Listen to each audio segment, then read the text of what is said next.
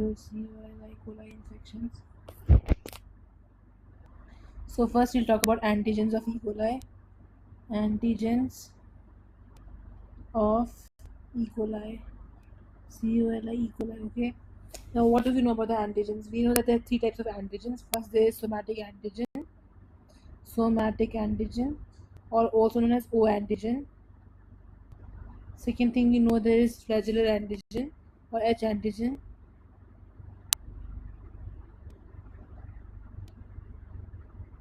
And the third thing we know, there is capsular antigen or K antigen. Capsular antigen or K antigen. Somatic antigen or O antigen is present on the LPS. LPS stands for lipopolysaccharide, SACCHRIDE, which is present on the cell wall of gram-negative bacteria. Cell wall of gram-negative bacteria. Gram-negative bacteria. BACTERIA, gram-negative bacteria. E. coli is gram-negative bacilli. Gram-negative bacilli, BACILLI, gram-negative bacilli. Flagellar antigen or H antigen is present on the flagella. Flagella. There are three types of flagellar antigens. First is mannose resistant antigen. Second is colonization factor antigen, and third is P antigen. There are three types of flagellar antigens. So, for mannose resistant antigen is the one that causes urinary problems, UTIs. UTIs is urotoxigenic, uropathogenic. Okay.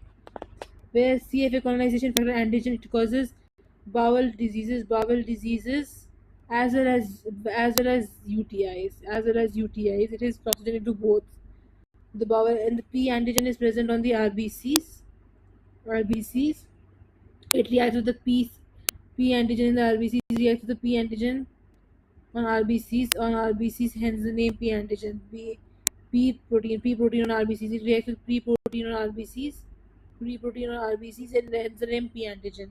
So it is like hemolytic, and it's present in enterohemorrhagic E. coli. Enterohemorrhagic E. coli. Next is the capsular antigen. The capsular antigen, it covers the somatic antigen.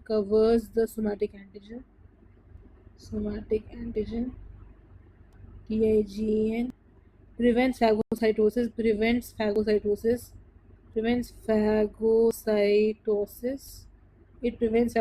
It covers the somatic antigen. Capsular antigen also helps in binding. Binding with the M cells. With the M cells on the epithelial surface. CURFAC surface. There are many endotoxins as well. Endotoxins will be lipopolysaccharide. Will be the first endotoxin. Then there are also the endotoxins, such as colonization, colony necrotizing factor 1, and secretory autotransporter antigens, or secretory autotransporter toxin, SAT, secretory autotransporter toxin, toxin. And then there is like other toxins such as heat labile toxin. These are enterotoxins. Enterotoxins become heat labile toxin, heat stable toxin, and virotoxin,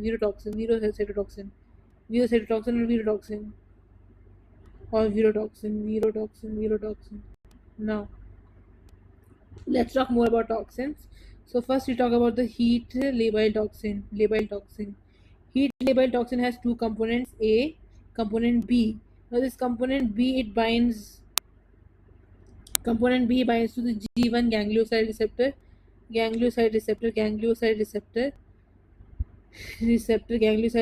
whereas the A binds to the It binds to the G-coupled protein, G-coupled protein, G-coupled protein, G-coupled protein, G-coupled protein, PROTEIN, G-coupled protein. The A, what it does is it gives adenyl cyclase to the G-coupled protein. It gives adenyl cyclase to the G protein. It gives ADP. So it makes adenyl cyclase from ADP. It gives sorry. It gives ADP. It gives ADP and produces adenyl cyclase. What happens is, what A does is it binds to the G-coupled protein receptor. It gives ADP to the G-coupled protein receptors and makes adenyl cyclase. Okay, it makes adenyl cyclase. This adenyl cyclase increases the AMP levels. It increases the AMP levels. And after increasing the AMP levels, what happens is fluids fill in the bowel. Fluids fill in the bowel. BOWEL. Fluids fill in the bowel, and diarrhea occurs. Diarrhea occurs. Diarrhea occurs. Diarrhea occurs. Diarrhea occurs. Okay. So then there is heat stable toxin. Heat stable toxin binds to what? Heat stable toxin also has two fragments, A and fragment B. Fragment B, this time it binds to guanylate cyclase, and fragment A, what it does is it binds to guanylate cyclase, and then after binding to guanylate cyclase, ADP to ATP happens, and then there is CGMP increase, CGMP increase happens, which brings fluids in the intestine, INTESTINE, causing causing diarrhea. Okay, then we have virotoxin. Virotoxin का दूसरा नाम है shatoxin, shetoxin, TOXINE, or shikatoxin as well, because it is similar to toxins TOXINE and toxins seen in Shigella. Okay, Shigella. So virotoxin, what happens is it has two fragments, A and fragment B. So fragment B binds to what? Fragment B binds to glycerotriacyl ribophosphate. Glycerotriacyl ceramide. Glycerotriacyl ceramide. Not triphosphate. Glycerotriacyl glybotriacyl ceramide. It binds to glybotriacyl ceramide. Next, what happens is A subunit binds to 60S ribosome subunit, 60S ribosomal subunit. It binds to the 60S ribosomal subunit, and what happens is this whole combination increases CGMP, causes diarrhea, diarrhea. Fluids comes out, causes diarrhea. This is seen in virotoxin is seen in enterohemorrhagic E. coli, whereas the rest of the two toxins, heat stable and heat stable toxin, is seen in enterotoxigenic E. coli. Enterotoxinogenic E. coli. It's seen in enterotoxigenic E. coli. Okay. Next, we have types of E. coli. Types of diarrheogenic E. coli. Diarrheogenic E. coli, E.coli. Okay. First type is you have enteropathogenic, you have enterotoxigenic, TOXOGNIC, enterotoxigenic. Third is enteroinvasive. Fourth is enterohemorrhagic, hemorrhagic. Fifth is enteroaggregative. Sixth is and diffusely adherent. Okay, enteroaggregative, diffusely adherent. Okay, there are 6 types of bacteria. Okay, 6 types of E. coli. So first we'll start with enterotoxigenic. TOXOGNIC. First we'll start with enterotoxigenic. So what do we know about enterotoxigenic? First we'll start with enteropathogenic. Not enterotoxigenic, enteropathogenic. Okay, enteropathogenic. First, what do we know about enteropathogenic? So enteropathogenic is it causes infantile diarrhea.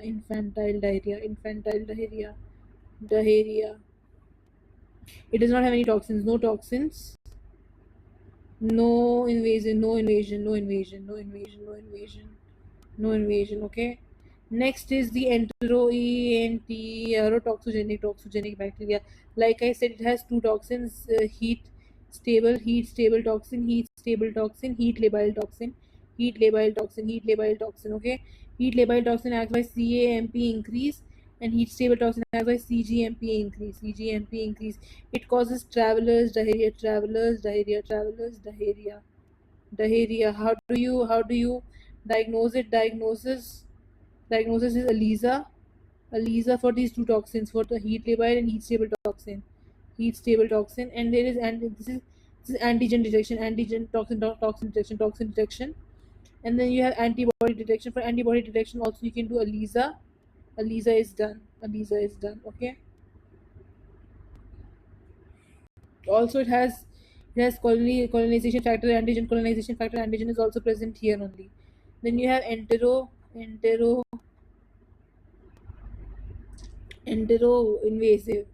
enteroinvasive में enteroinvasive में you have VMA, virulence marker antigen, virulence marker MARKE antigen, ANTIGM virulence marker antigen. It causes many diarrheas. It also causes a lot of diarrhea, but it is more similar to Shigella. It is more similar to Shigella. It also causes diarrhea, but it also causes dysentery. It also causes dysentery. Dysentery is a condition in which you have tenesmus, bloody diarrhea, DIHORREA, mucopurulent stools. Mucopurulent stools. What is mucopurulent stools means? Mucopurulent stools means the stools has mucus in it. Bloody diarrhea means the diarrhea has blood in it. Tenesmus means that even after going to washroom, the person feels like they can pass more stools. The person feels like they can pass more stools. They don't feel like they have completely emptied their bowels. This is your dysentery, Shigella dysentery. It is similar to, it causes dysentery similar to Shigella. Then how to diagnose it? Diagnosis. Check for virulence marker antigen. Check for this antigen and using ELISA. Check for you can do PCR. You can do PCR. You can do immunofluorescence test. Then you have enterohemorrhagic. Enterohemorrhagic is the most dangerous one because first of all, it has toxin known as shade toxin or virocytotoxin. Okay. Secondly, this toxin has two forms: STX1 and STX2. This has two forms: STX1 and STX2. Now, manifestations are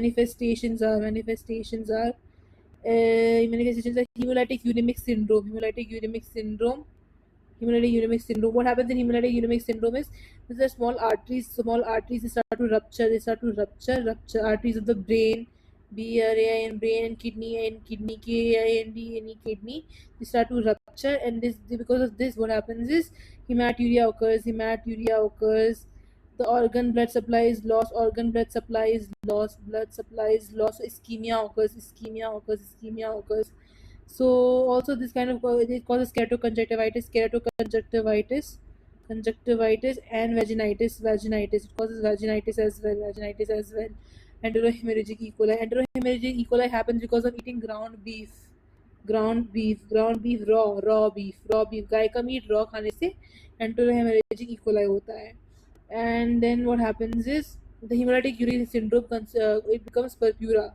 Thrombocytopenic purpura. It becomes thrombocytopenic purpura. There is a case in forensic files in season 3 or maybe season 1. You should watch it. It contains HUS syndrome and thrombocytic purpura. It is interesting. So this is what happens. Then diagnosis is made by sorbitol McConkey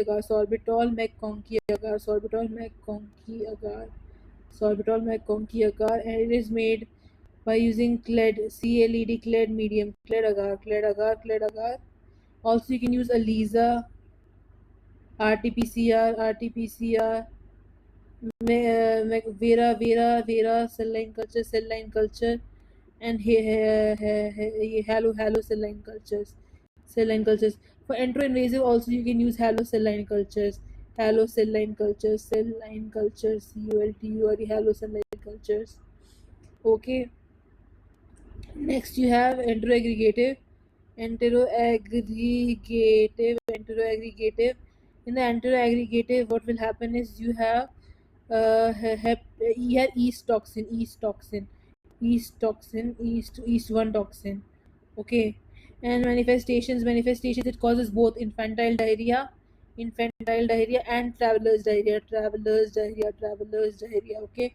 It can cause both diarrhea, can cause traveler's diarrhea and can cause infantile diarrhea.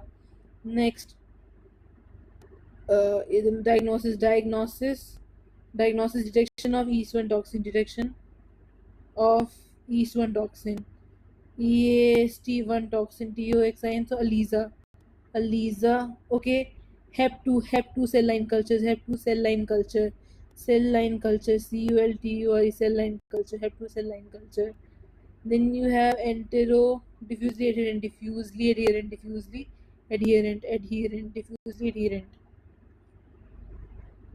In diffusely adherent, what do you have? You have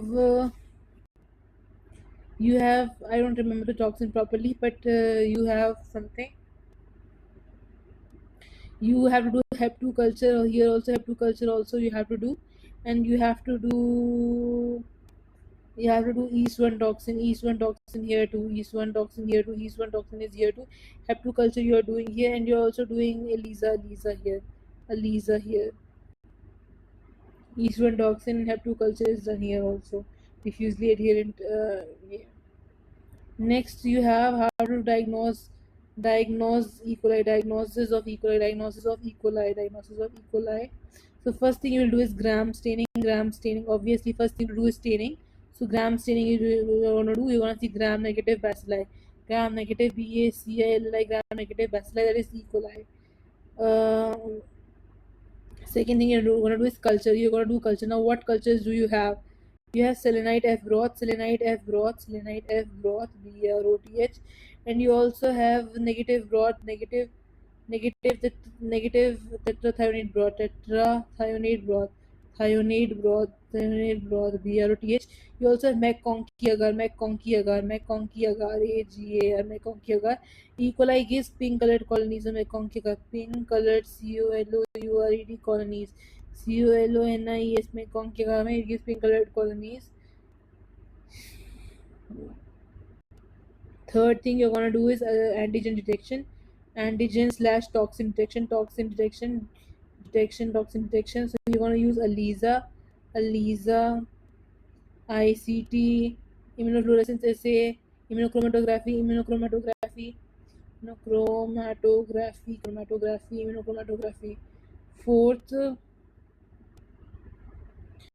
Fourth thing you're gonna do is RT-PCR or PCR, just PCR, no need for RT-PCR, sorry. And also you have to do for culture you have to do Malditoff and VTech, AND VTech, okay. Malditoff and VTech, these are automated cultures. Next, what else are you gonna do? RT-PCR, PCR, Malditoff, VTech, that is it, done. So you are done with diagnosis, okay. Now treatment, how to treat E. coli. So E. coli is a common commensal of the body, commensal of human body, So in hospitals, E. coli can occur, E. coli in outbreaks can occur in hospitals. So how do you treat that? So first thing you will give is beta lactamase drugs, DUGS and carbapenems, okay. Carbapenems and beta lactamase drugs are given for the hospital E. coli, hospital outbreak E. coli. And if this is not working, then you can give fosfomycin. Second line drugs are fosfomycin. के बाद you're giving T-glycine, and also you're giving, there's one more group of drugs you have to give. I'll check and tell you. Then after that you have E. coli for travelers diarrhea. E. coli for travelers diarrhea. E. coli for travelers diarrhea. You're gonna give azithromycin. Do not give metronidazole. Do not give metronidazole. It just aggravates the problem. Metronidazole causes resistance and aggravates the problem. So do not give metronidazole. Give azithromycin. Give azithromycin. Tab azithromycin. For infantile diarrhea, also you're gonna give infantile diarrhea. You're gonna give azithromycin. Third generation ceftriaxone. Ciprofloxacin, you can give ciprofloxacin. Quinolones you can give, but not give metronidazole. Okay, then thank you.